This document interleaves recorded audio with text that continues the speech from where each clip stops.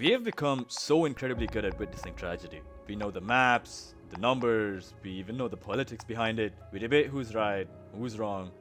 But as the world became easier to watch, we really stopped seeing the people. Every statistic that comes on the news or on social media was someone's favorite person, someone's child, someone they were supposed to grow old with.